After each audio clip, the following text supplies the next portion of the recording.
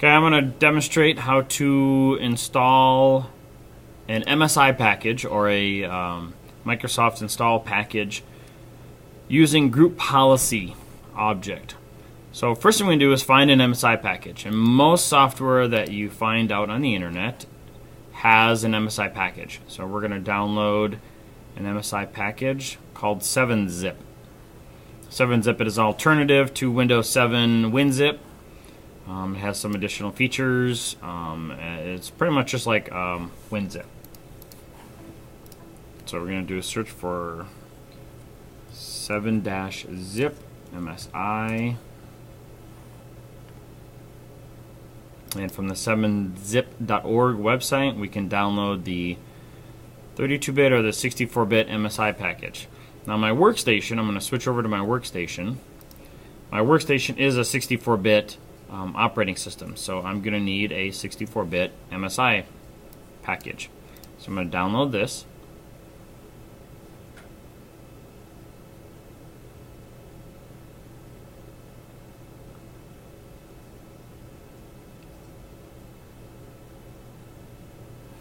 Okay, we'll try the direct link because it's obviously not downloading.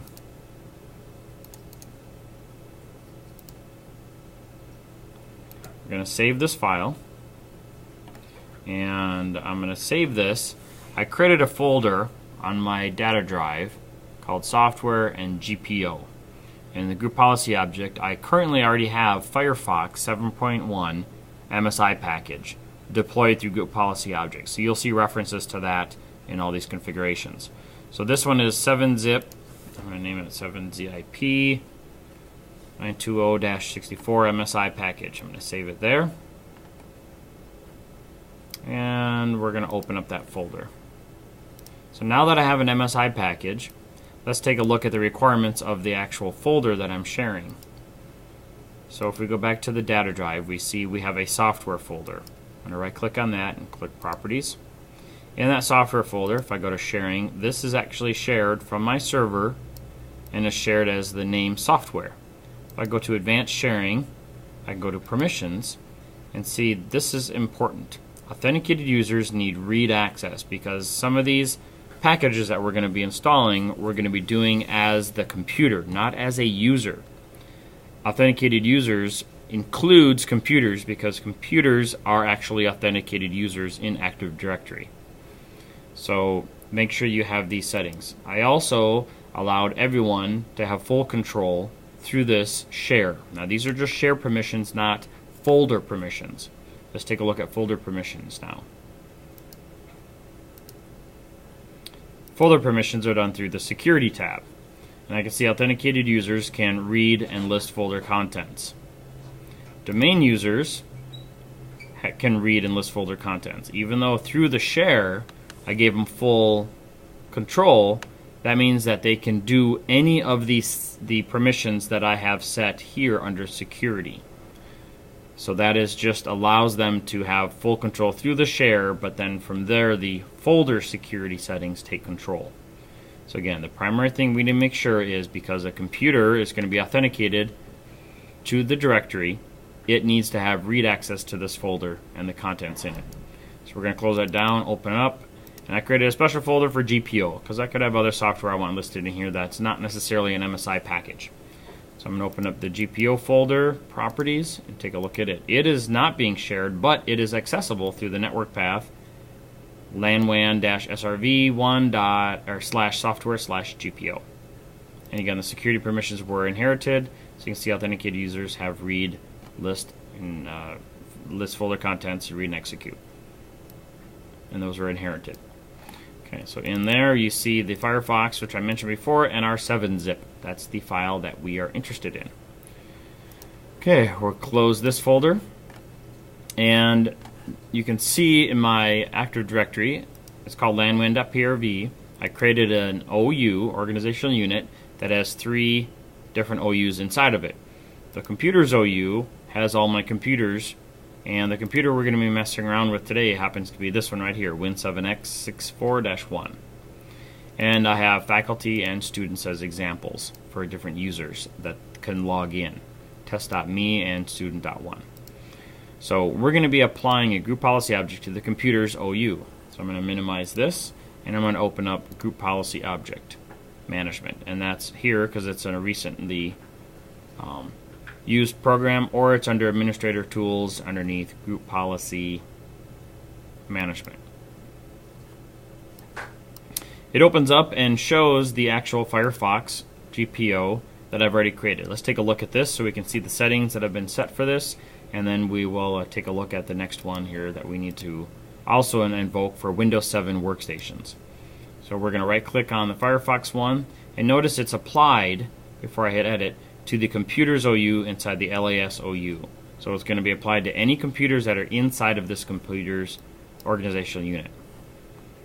In here, the policies under software and software installation, and you can see there's a Mozilla Firefox deployment state, and I have identified, and this is another important aspect, the fully qualified domain name for this package. Not the E drive, the data drive where I have this stored on the server, but this is the path that all the workstations from the network will be able to access my Firefox MSI package. So I'm going to create another one in here, but I'm not going to use the same GPO. I'm going to use a different one so we can see the whole process. I'm going to exit out of that. And the next thing that needs to work for the Firefox installations is the group policy object and disable universal access control. So I'm going to edit this one and take a look at this. Windows 7 pops up the little message that says, are you sure you want to allow this program to make changes to your system, yes or no? And you have to always hit yes.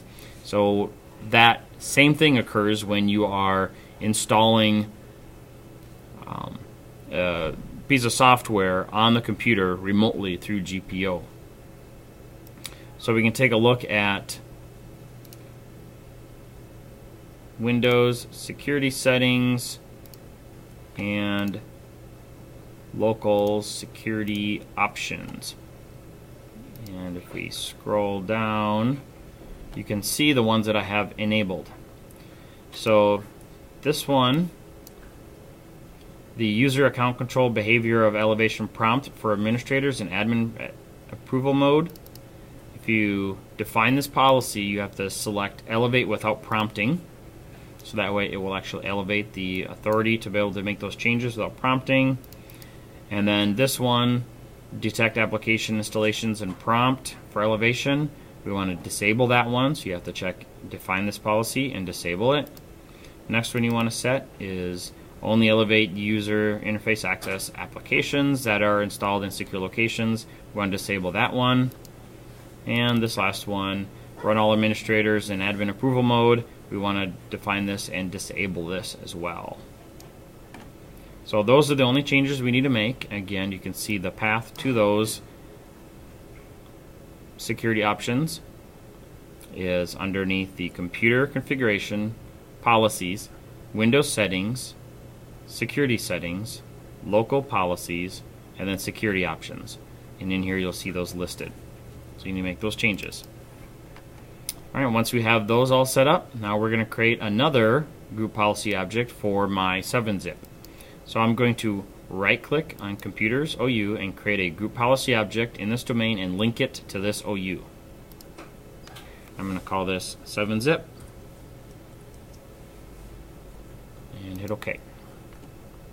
I'm now going to right click on that and edit it. So the computer software installation through group policy is very easy. You right click on software installation, we're going to create a new package. And it wants us to browse to the package. Now if we go up here in the address bar and take a look, it's using, because I last used this location for my Firefox installation, but yours probably is defaulted to the actual drive letter where the share folder is.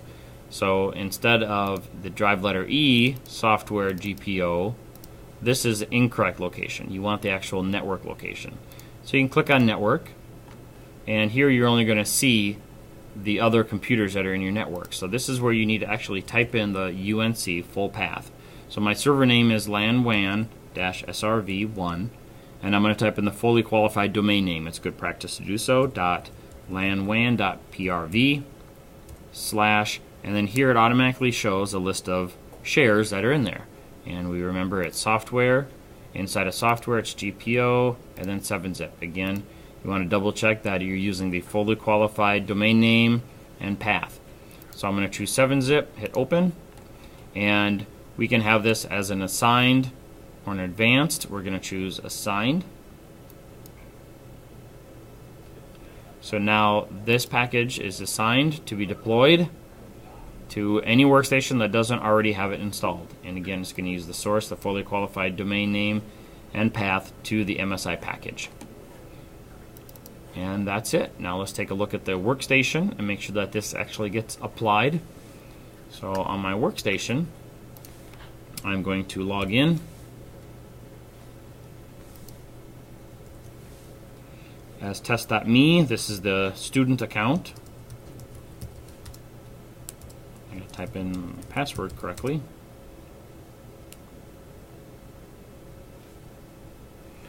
And in here, you can either reboot the computer or you can type a command by going to the command prompt, and you do that by selecting the start button and then CMD. You can type gp update/force. So gp update space /force. And it will go out and reread your new group policies that you have set, and then prompt you to make a reboot of the computer because there's updates that have applied that need the computer to reboot. And one of those is actually installing software.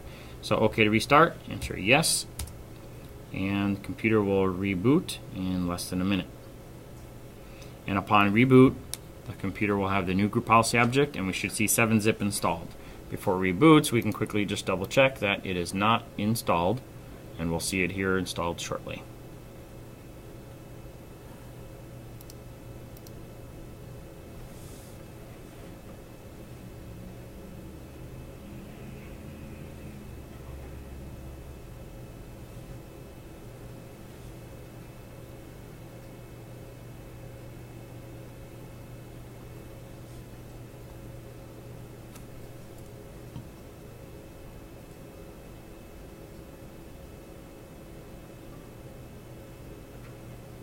And just like any software package that gets installed, it takes a few minutes or seconds to install it using the MSI package. Imagine if you were to double click on the MSI package and install it, or prompt you a few times to install it. What Windows does is just select all the default settings for that MSI package to be installed in the default locations. So if we go out of full screen mode here, we can see the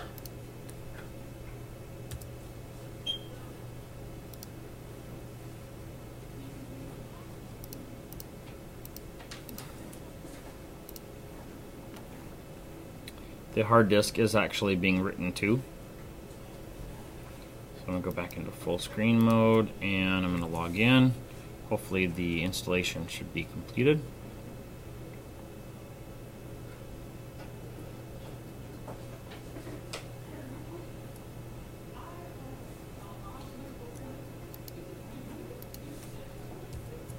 And it seems to be held up here for a moment. Hopefully it's thinking about the install.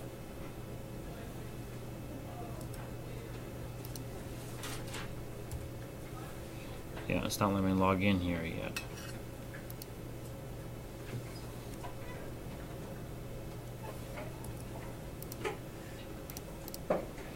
Okay, finally gave me a login prompt. I'll log in now.